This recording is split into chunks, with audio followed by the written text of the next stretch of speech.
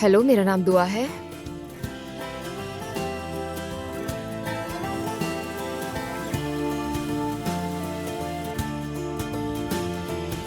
आप कैसे हैं? हेलो डॉक्टर साहिबा।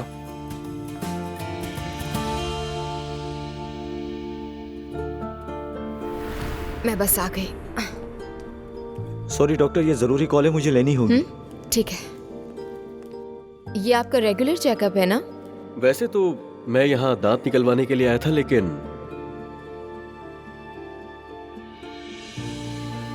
चेकअप भी चलेगा।